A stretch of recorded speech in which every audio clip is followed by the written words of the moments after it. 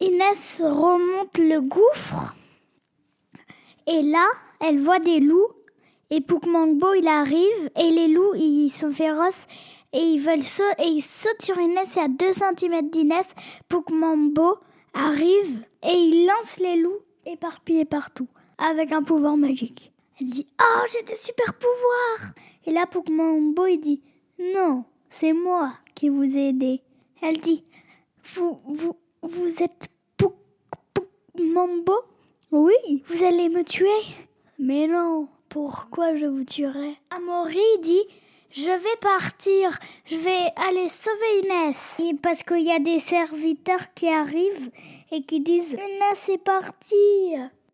Ils sont tristes parce que Inès elle est partie et qu'ils ont peur de se faire couper la tête.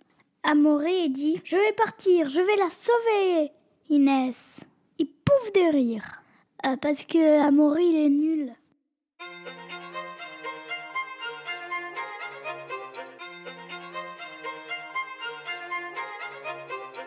Les histoires capillotractées.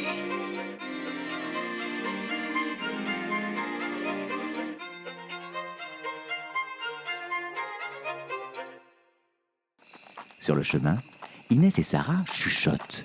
« Il n'a pas l'air si terrible qu'on le dit, ce sorcier. Il a même l'air très gentil, » dit Sarah. « Bien sûr, pauvre naïve, » rétorque Inès. « C'est encore une ruse de mon père pour me faire peur et ainsi me décourager de sortir du château. Je le déteste. Il pensait pouvoir me garder prisonnière toute ma vie. » Ils arrivent à la tour et une fois de plus, Inès et Sarah sont surprises. « C'est ça, la tour d'ivoire noire ? Mais elle n'est pas noire du tout, » dit Inès. Non, en effet, » déclare fièrement le sorcier. « Et c'est un mélange de différents matériaux que j'ai fait ramener de divers endroits du monde.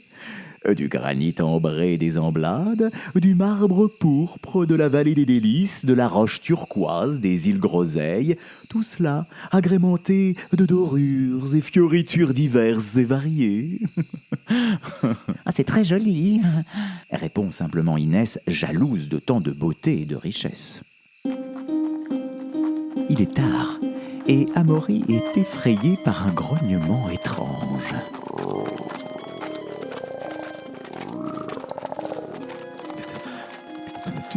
Tu as entendu, Pedro ?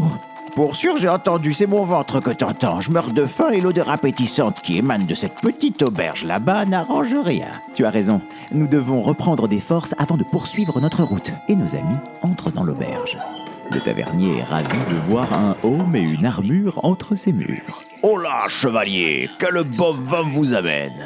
Perplexe, Amaury répond « Eh bien, je ne sais guère, le Mistral peut-être. Enfin, en tout cas, c'est un vent glacial, hein. Pas si bon que ça d'ailleurs. » C'est une expression, sire. Excusez-le, messire, le pauvre garçon ne connaît rien à la vie. Il n'est jamais sorti de son château, chuchote l'âne à l'oreille de l'aubergiste amusé. Oh, vous êtes drôles tous les deux. Pour la peine, je vous offre une bonne pinte de bière pour vous réchauffer. De la bière ? S'inquiète Amaury. Il me semble, primo, que c'est plus rafraîchissant que réchauffant, et secondo, je ne peux pas me permettre de boire de l'alcool en pleine mission de sauvetage. Donnez-moi un lait de chèvre chaud, s'il vous plaît. Et moi, un bon verre d'eau avec un petit chouille de grenadine, ce sera nickel. Quel genre de mission de sauvetage ? Interroge l'aubergiste curieux tout en servant nos héros. Oh, 3 fois rien, explique Amaury. Je dois simplement affronter un terrible dragon déchaîné et monstrueux afin de sauver Inès, la princesse, et la ramener au château. Une fois de plus, après un instant de silence absolu, tout le monde éclate de rire dans l'auberge. Oh, je n'aime pas ça. Une mission de sauvetage. Amaury semble avoir le pouvoir de provoquer l'hilarité chez tous les gens qu'il rencontre. Pedro sirote sa grenadine tout en fixant son maître, admiratif. Outre son apparence élégante et raffinée, la tour est immense, avec ses 72 étages. Mes trolls et farfadets vont vous accueillir comme il se doit, votre Altesse, dit Poukmangbo. Des trolls et farfadets ? Mais c'est horriblement méchant, ne peut s'empêcher de dire Sarah épouvantée. Mais pas du tout. ce sont des trolls effarfadés ensorcelés par mes soins, et qui seront justement aux petits soins pour vous. Ah, je les adore, oui, ils sont choux, mais choux. Inès et Sarah entrent dans la tour et voient débarquer une horde de créatures. Elles ne peuvent s'empêcher de faire un pas en arrière, pas rassurées du tout. Mais contre toute attente, les monstres entament un chant de bienvenue. Bienvenue, bienvenue, vous êtes nos invités. Bienvenue, bienvenue, on va bien vous gâter.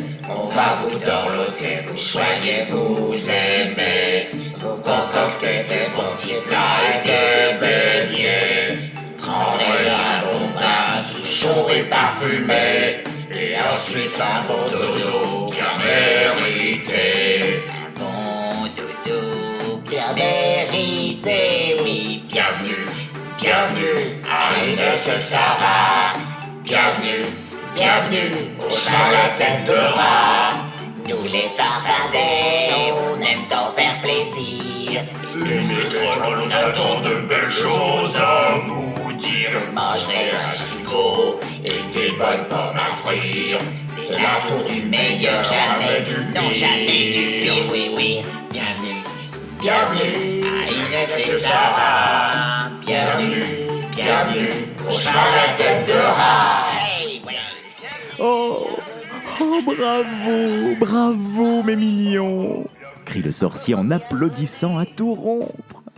Ravi, il se retourne vers ses invités. Il compose une chanson sur mesure pour chacun de mes nouveaux convives. Ne sont-ils pas adorables en diable? Mais comment connaissait-il nos noms avant de nous rencontrer? Questionne Sarah. Je vais vous conduire moi-même dans vos appartements. Oh, vous devez être fourbus. D'un coup de baguette magique, les ascenseurs n'existant pas à l'époque, il télétransporte la petite compagnie au 70e étage. Là, Inès pénètre dans une chambre, Elliot, une chambre magnifique. Oh, il y a là un lit, un immense lit à baldaquin en or massif, au voilage raffiné, une splendide coiffeuse agrémentée d'un miroir gigantesque. Des paniers de fruits appétissants sont disposés un peu partout. La princesse est aux anges. Elle n'aurait pu imaginer une telle chambre même dans ses rêves les plus fous. Ce n'est pas mon père qui aurait eu le bon goût de m'offrir semblable appartement, dit Inès avec amertume. Vous êtes merveilleux, Puck Mambo. Votre sens de l'hospitalité vous honore. Oh, merci, Majesté. Sarah ne semble pas partager l'enthousiasme de sa maîtresse. Elle contemple la suite, soucieuse. Elle a soudain comme un mauvais pressentiment. Comme si tout cela était trop beau pour être vrai.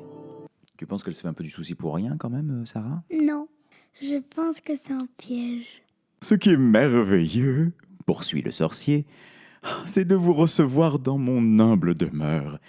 Et sur ce, je vous souhaite une très bonne nuit. Cette nuit et celles qui suivront. Car vous ne repartirez pas comme prévu chez votre oncle demain. À ces mots, Sarah se fige, pétrie d'angoisse. Son pressentiment semble malheureusement se confirmer. Mais, bien sûr que je pars demain. Ma fête d'anniversaire a lieu dans 2 jours. Mon oncle m'attend. J'ai envoyé un messager pour l'avertir de ma venue et nous attendons pas moins de 6000 invités, exclusivement des amis proches. Dit la princesse, les larmes aux yeux. Puck Mambo secoue la tête, L'air sincèrement ennuyé. Oh, tout cela est fort regrettable, chère princesse, et j'ai bien peur qu'il faille tout annuler, car à cet instant, je vous annonce solennellement que vous êtes Ma prisonnière!